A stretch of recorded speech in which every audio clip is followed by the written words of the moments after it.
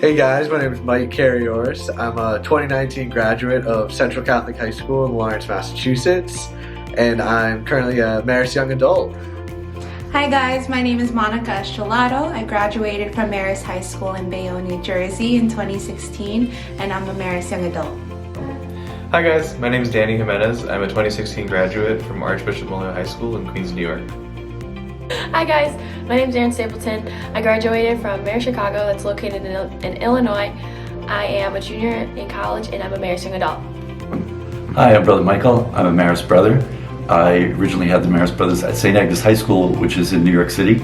Unfortunately, it's now closed, and I'm presently at Marist College in Poughkeepsie, New York.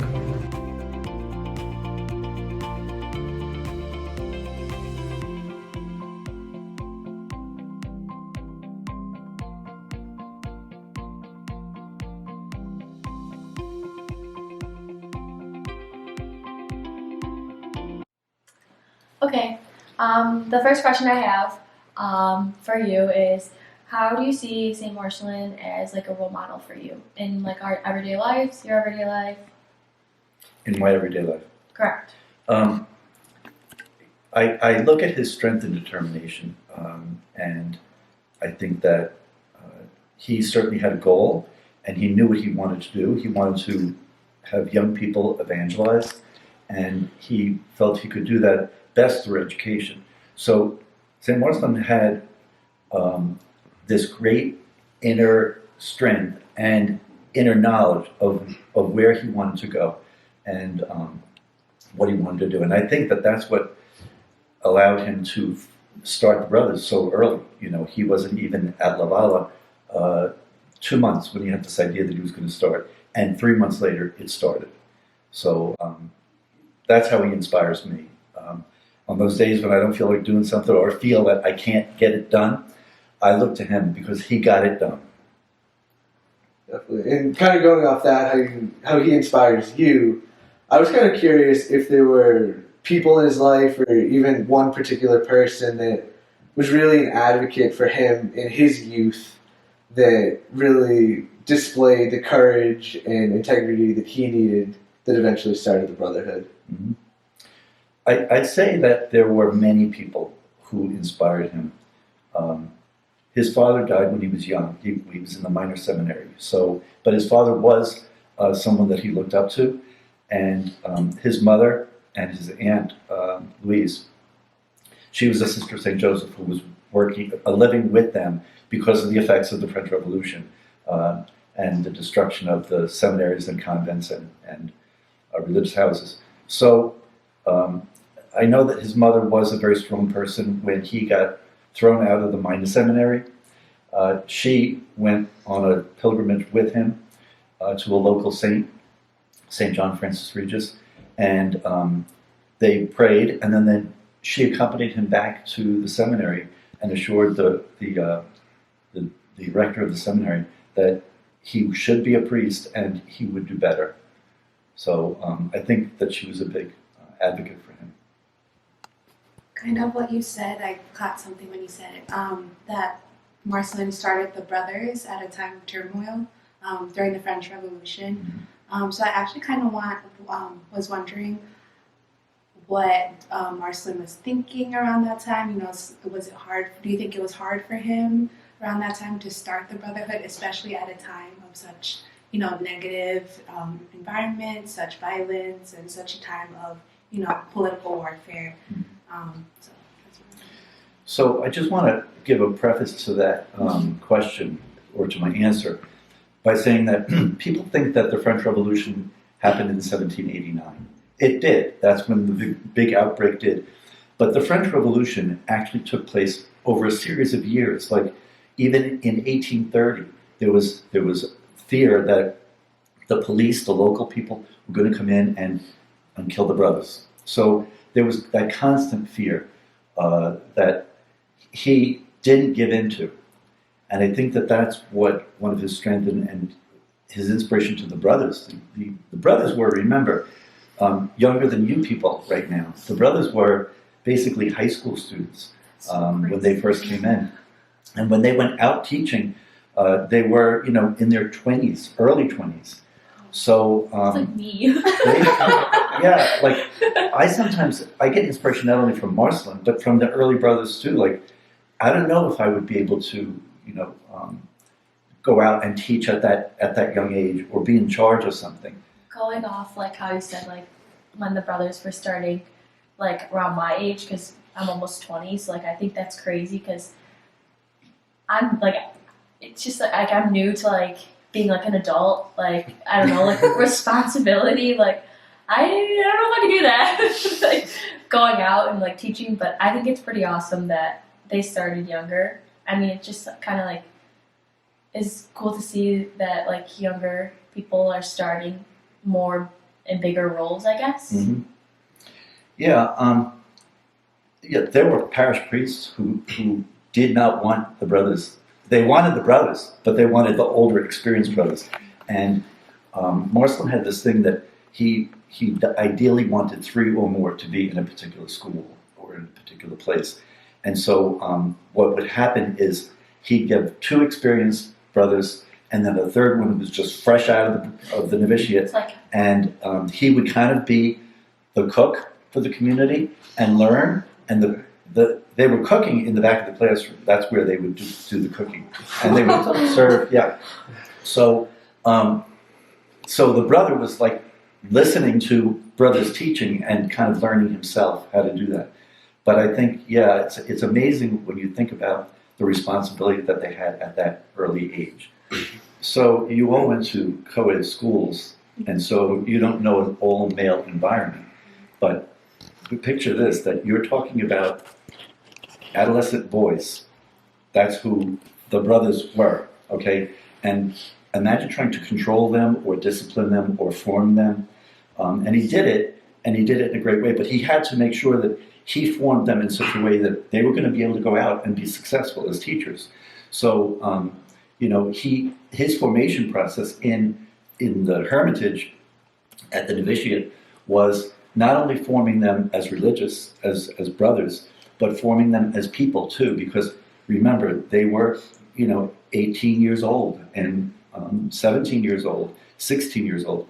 And so he had to form them as people and as religious and as teachers. So he had a lot of things on his plate. And, one of the things that people don't recognize about any saint, and certainly true of St. Marcellin Champagnat, is they weren't just like these pious people who just pray all day long and just holy and just not, yeah, they're holy, but in a very human way. And so Father Champagnat had a great sense of humor. One day he was at the Hermitage in his office looking out. His office looked out at the Gier River and the mountains and the hills, and they were always doing construction. So there was always construction at the Hermitage. And so he asked the brothers would help the construction workers. They were real construction workers who put the building together. But the brothers did a lot of the heavy lifting, And so he's writing at his desk, and he sees this brother who had been asked to move rocks from one place to there so that it would be easier for the construction workers, that they wouldn't have to go all the way over there to get the rocks. Because as they chipped away the mountain, because it's really embedded in a mountain, with very hard rock, part of the idea that he had was, he has the Gier right there, so there's water is right there, and they're going to take the rocks that they chipped away at from the mountain to build the Hermitage. So he was very smart. So he sees this brother who he had asked move the rocks from there to there. And the brother would take a heavy rock and move it over there and then sit on it for a couple of minutes. And then go back to there and take the rock and bring it back and sit on it. So one of the brothers was passing by the office, and Father Champagnat called him and he said, "Come here, do me a favor." He takes a pillow and he says, "Go to the brother out there and just tell him this is from Father Champagnat." And so Marcellin sees that, he does it.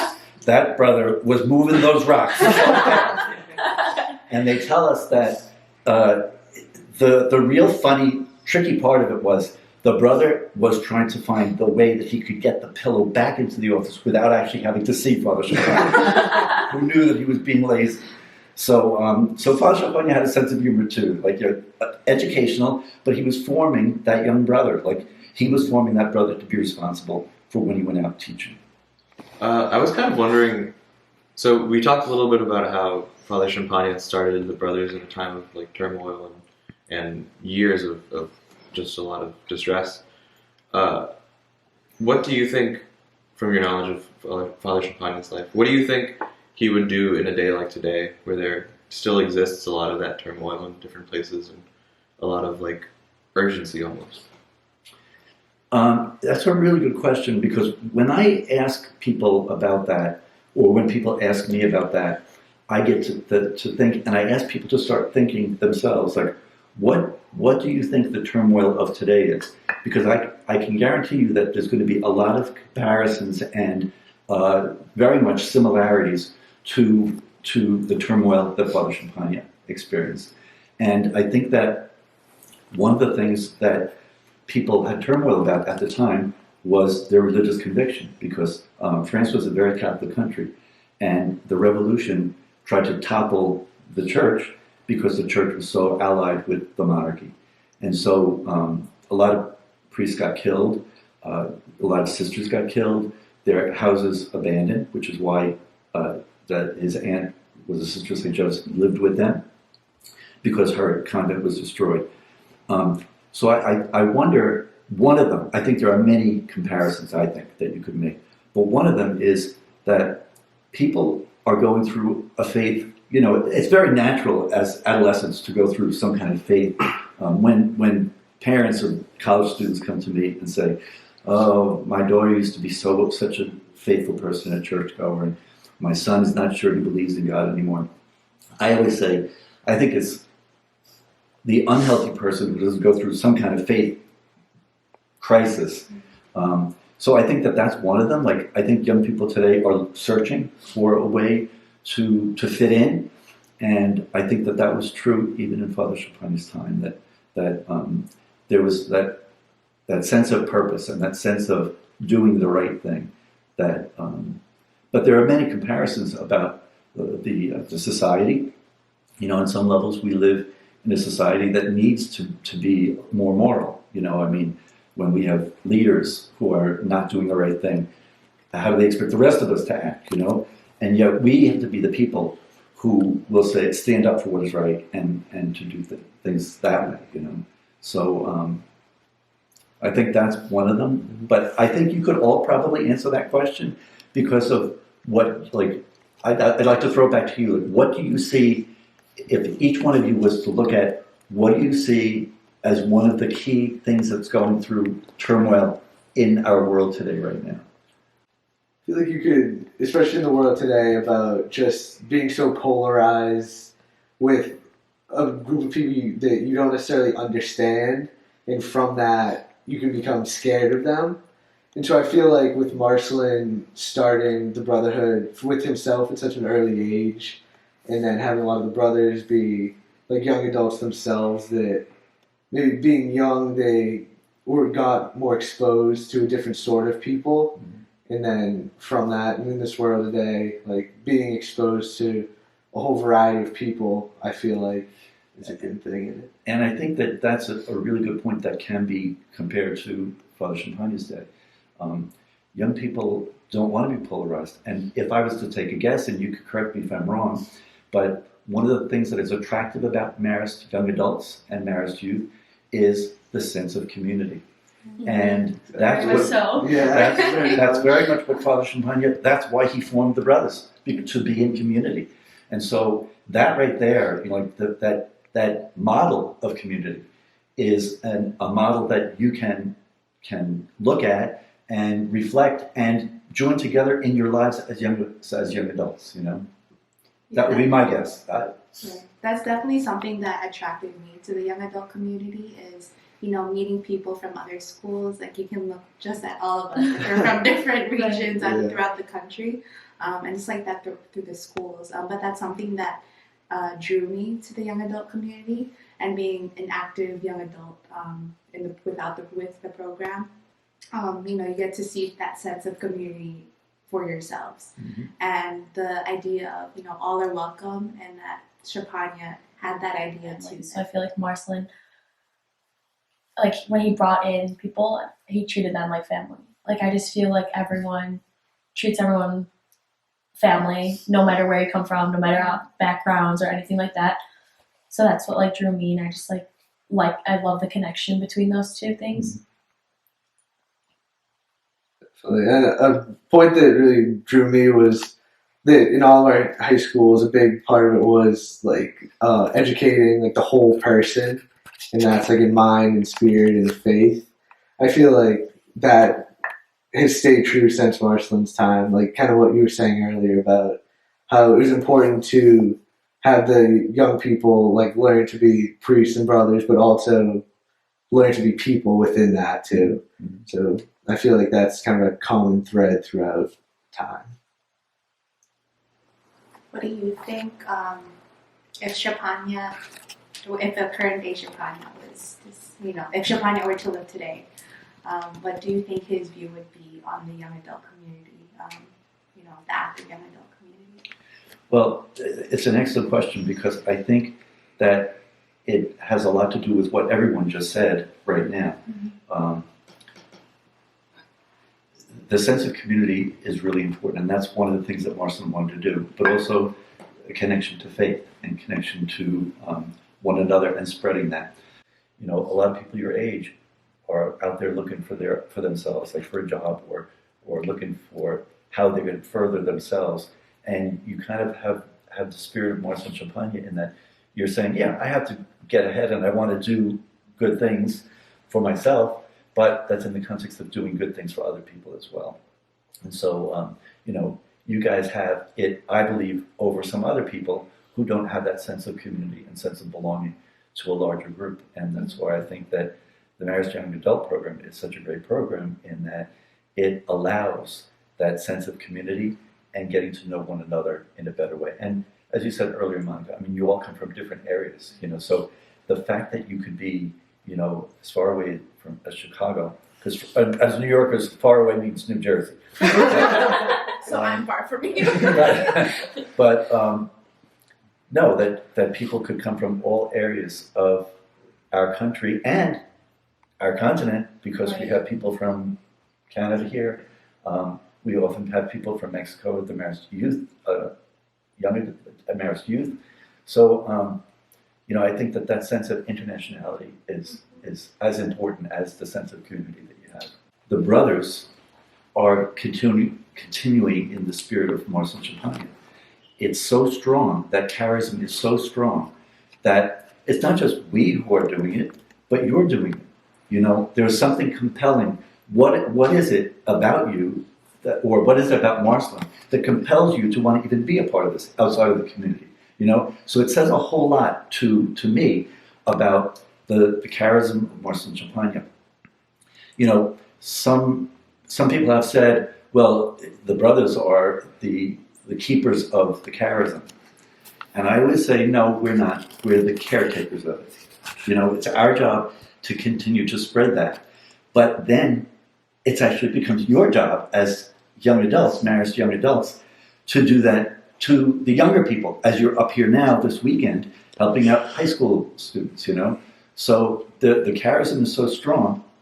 And as a brother, I'm really happy to be a helper in that and a caretaker of it. But it's not mine, and it's not the brothers' charism, it's the church's charism. And Marcellin's charism is for the church, okay? So you people become ambassadors, and I think that, going back to what you asked before, Danny, that would be something else that would be about today and how we act and form others today. Yeah, I think for me personally, the attractive part, or the part that keeps me coming around in the Marist community, is that it's about encountering Christ through the people and going out and being amongst everyone, not just studying and praying. Our prayer is almost the work that we do. And so I think for me that's what's kept me coming back and kept me in my faith when I've been struggling with it, is that the community that I'm surrounded by is always there to support me, and it's always there to encourage me to keep going out. Mhm. I agree with that. It's definitely something, like you said earlier, that young people do struggle with their faith, especially they're tested as a young adult. So you kind of lose that hope of, sometimes you forget to go to mass, or, you just don't pray as, you find yourself not praying as often, or, doing what you used to do. But it's definitely when I'm surrounded by fellow Marist Young Adults that you feel that connection, and it just brings you right back home. That it's just that sense of, familiar, like you're familiar with it. It's that familiar feeling. Yeah, I think it's pretty amazing, kind of like what the two of them said, that it really is the community and the people that bring all of us back here and have inspired us. And from those interactions with the other people, we find out so much more about ourselves, and through different experiences. And I think I never could have imagined that I would have discovered so much of myself through other people in this community. No matter who promotes the charism, you are promoters of the charism. Whether that's a brother or a layperson or a teacher in one of our schools. I find it very interesting when I give talks to the Sharing Our Call. People will say, teachers will often say, oh, that fits in now. That's the charism of Marcellin Champagnat. I always wondered why we did this way. And I think that you kind of just naturally learn the charism rather than being taught it. You feel it. It's something felt, and that spreads. That's emotion. That's what's in your heart, not just your head. So I think that the important thing is to know that Marcellin was actually very smart, not educated, but very smart. But he knew above all that it's our heart that has to be, that line that he has in one of the letters to one of the brothers. Why do we look to Mary? Because she always has her adorable son, either in her arms or in her heart. And that's our job, is to carry that charism of Mary to all people of all faiths. Because what did Mary do? She just followed God in the best way that she could. And that's why she's such a model for us, because she followed God. And she carried Jesus in her arms when he was young, and then in her heart for the rest of her life. And so that's what our job is to do. And once we do that, that's not a learned thing. That's something that is in our heart. And that's very much what Marcellin is all about in terms of the heart, that we are people. And so as a result, young people today are going to be, if you call yourselves Marist Young Adults, you're going to be, yes, teaching somewhat. You can throw out those facts of Marcellin Champagnat, but it's more the heart.